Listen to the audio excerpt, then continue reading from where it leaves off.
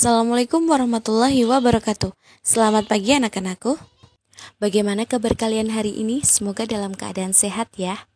Sebelum belajar, alangkah baiknya kita berdoa dulu agar dilancarkan dan dimudahkan. Kali ini kita akan belajar tema 4, subtema 3, pembelajaran 1. Ada 3 muatan pelajaran yaitu Bahasa Indonesia, IPS, dan IPA. Kompetensi dasar bahasa Indonesia 3.2 menggali isi teks penjelasan eksplanasi ilmiah yang didengar dan dibaca. 4.2 menyajikan hasil penggalian informasi dari teks penjelasan eksplanasi ilmiah secara lisan, tulis, dan visual dengan menggunakan kosakata baku dan kalimat efektif.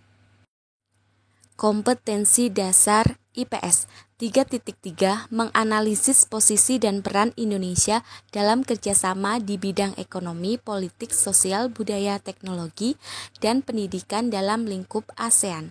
4.3 menyajikan hasil analisis tentang posisi dan peran Indonesia dalam kerjasama di bidang ekonomi, politik, sosial, budaya, teknologi, dan pendidikan dalam lingkup ASEAN. Kompetensi dasar IPA 3.6 menjelaskan cara menghasilkan, menyalurkan, dan menghemat energi listrik. 4.6 menyajikan karya tentang berbagai cara melakukan penghematan energi dan usulan sumber alternatif energi listrik. Anak-anakku, bagaimana kita dapat bersaing di tingkat dunia tanpa meninggalkan kebudayaan lokal yang menjadi identitas bangsa Indonesia? Globalisasi dan cinta tanah air. Globalisasi adalah masa di mana arus informasi begitu cepat menyebar ke berbagai belahan dunia. Kebudayaan dan gaya hidup dari berbagai penjuru dunia kemudian dengan mudah dapat kita ketahui. Kondisi tersebut akan memudahkan generasi Indonesia untuk meniru beragam kebudayaan asing tersebut. Berpikir global dan bertindak lokal adalah salah satu cara yang bisa dilakukan untuk tidak menjadi korban di era globalisasi. Sebagai bangsa Indonesia, kita harus melestarikan nilai-nilai luhur budaya kita yang kemudian digunakan untuk dapat bersaing di tingkat dunia. Nah, sekarang simak teks berikut ya. Indonesia luncurkan program Akademi Energi Surya pertama di Asia Tenggara. Departemen Teknik Elektro Fakultas Teknik Universitas Indonesia FTUI meluncurkan Saler Akademi pertama di Asia Tenggara, yaitu Institusi Pendidikan dan Pelatihan Tenaga Surya. Peluncuran ini ditandai dengan penyelenggaraan seminar Saler Energi for Our Future pada Selasa 24 Juli 2012 di Universitas Indonesia. Seminar dihadiri oleh para pakar energi dari Jerman, wakil dari ASEAN, serta pemerintah selaku penentu kebijakan energi nasional. Seminar membahas tentang potensi perkembangan serta penggunaan energi terbarukan tenaga surya di Indonesia dan di Asia Tenggara. Indonesia dan negara-negara di Asia Tenggara merupakan negara kaya potensi sumber energi terbarukan, khususnya tenaga surya. Namun, potensi pemanfaatan tenaga surya tersebut belum optimal. Sel surya merupakan lempengan tipis terbuat dari silikon yang dapat mengubah langsung cahaya matahari menjadi energi listrik. Lempengan sel surya tersebut diberi muatan positif dan muatan negatif. Saat cahaya mengenai lempengan tersebut, kemudian akan memicu muatan positif untuk bertemu dengan muatan negatif sehingga terjadilah arus listrik. Saat ini penggunaan sel surya masih terbatas hanya dalam skala kecil seperti pada barang-barang elektronik dan sebagai pembangkit listrik pada daerah-daerah yang masih sulit dijangkau oleh jaringan listrik. Terbatasnya pengguna sel surya dikarenakan biaya untuk membuat lempengan silikon cukup tinggi. Dengan perkembangan teknologi diharapkan dapat ditemukan cara untuk meningkatkan efisiensi kerja dari sel surya. Pendirian Akademi Surya ini merupakan wujud nyata kepedulian UI yang diharapkan dapat menjawab permasalahan bangsa Indonesia mengenai krisis energi saat ini. Usaha mencari sumber energi alternatif yang bersih, tidak berpolusi, aman, dan dengan persediaan yang tidak terbatas sebagai pengganti bahan bakar fosil perlu terus diupayakan. Di antaranya adalah energi surya. Di era globalisasi ini, dengan adanya kebutuhan energi yang makin besar, penggunaan sumber energi listrik yang beragam tampaknya tidak bisa dihindari. Nah, sekarang tugas kalian tuliskan informasi penting dalam setiap paragraf dari teks tadi pada diagram berikut ya. Selanjutnya, cermati pertanyaan berikut berdasarkan teks tadi ya. Nomor 1, bagaimana bentuk kerjasama Indonesia dengan negara-negara Asia Tenggara tersebut di era globalisasi ini? Yang kedua, bagaimana peran Indonesia dalam kerjasama tersebut? Yuk disimak jawabannya. Bentuk kerjasama. 1. Pembentukan ASEAN COS, ASEAN Committee on Science and Technology. Kemudian mendirikan organisasi SEAMEO, Southeast Asian Minister of Education Organization.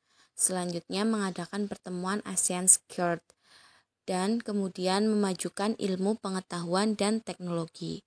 Setelah itu, untuk peran Indonesia dalam hubungan kerjasama dengan negara di Asia Tenggara berperan dalam pembentukan ASEAN COS, menjadi anggota yang aktif dalam organisasi SEAMEO, menjadi tuan rumah pertemuan SKIRT, bersedia berbagi fasilitas antar negara anggota untuk pengembangan iptek. Lalu mendirikan Saler Academy pertama di Asia Tenggara untuk pendidikan dan pelatihan tenaga surya. Selanjutnya melakukan pertukaran pelajar antar negara-negara anggota. Di era globalisasi ini, semakin banyak teknologi canggih yang ditemukan. Hampir seluruh penemuan tersebut menggunakan energi, khususnya listrik. Namun, akhir-akhir ini, pasokan listrik semakin berkurang akibat semakin menipisnya sumber energi untuk memproduksi listrik seperti minyak bumi, gas batu bara, dan panas bumi. Salah satu cara yang dapat kita lakukan adalah mencari sumber energi alternatif yang bersih, aman, bebas polusi, dan selalu tersedia tanpa batas. Salah satu bentuk energi alternatif tersebut adalah sel surya. Kamu telah membaca sedikit informasi tentang prinsip dasar dari cara kerja sel surya. Nah, sekarang perhatikan, amati cara kerja panel listrik tenaga surya berikut ya. Proses panel surya. Ketika panel surya terkena cahaya matahari, muatan positif dan negatif pada lempengan silikon panel surya akan bertemu. Hal ini kemudian menghasilkan energi listrik. Listrik dari panel surya akan mengalir menuju electric control system. Di dalam electric control system terdapat komponen berupa controller, baterai, dan inverter. Awalnya, listrik yang menuju electric control system akan masuk ke controller untuk diatur tegangannya. Controller ini juga berfungsi untuk memutus arus listrik ketika baterai sudah penuh. Setelah dari controller, listrik kemudian disimpan pada baterai. Ketika digunakan, listrik pada baterai akan mengalir dahulu ke inverter untuk dinaikkan tegangannya menjadi 220 volt sehingga dapat digunakan untuk mengoperasikan peralatan elektrik maupun elektronik. Nah, sekarang lakukan percobaan sederhana yaitu membuat sumber energi listrik dari umbi-umbian. Pada percobaan ini, kalian diminta menggunakan kentang, tetapi umbi-umbian yang lain juga boleh. Lebih jelasnya saksikan percobaan berikut ya. Warahmatullahi wabarakatuh. Selamat pagi teman-teman. Nama saya Rehan Fadila. Saya Sari Romalita. Di sini kami akan melakukan percobaan sumber alternatif energi listrik. Sediakan alat dan bahan: 3 buah kentang, 3 buah koin, 3 buah paku, 1 buah lampu LED, penjepit buaya dan kabel, Karter dan gunting. Kemudian kita coba lubangkan kentang. Lalu kita pasangkan koin ke kentang. Lalu pasangkan paku dan pasangkan kabel.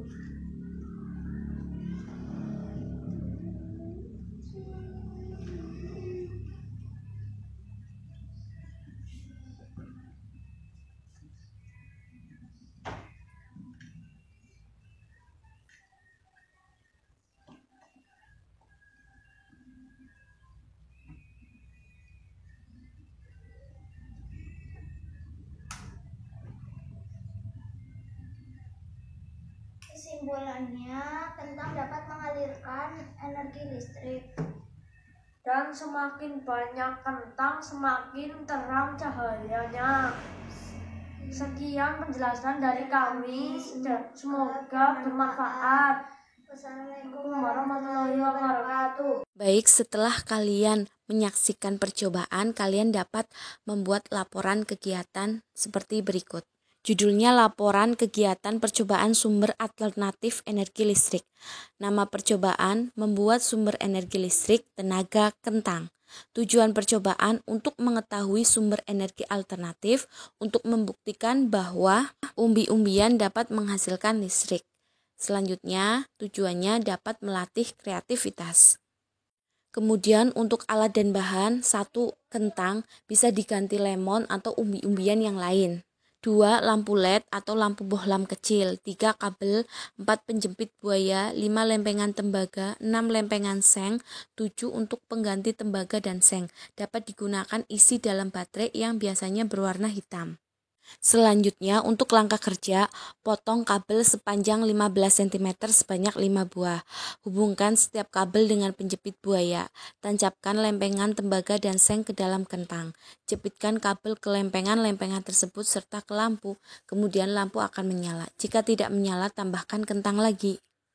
Lalu untuk kesimpulannya, kentang mengandung cairan elektrolit yang dapat menghasilkan energi listrik, sehingga lampu dapat menyala. Baik anak-anakku, untuk pembelajaran kali ini sampai di sini dulu ya. Selamat belajar, tetap semangat. Wassalamualaikum warahmatullahi wabarakatuh.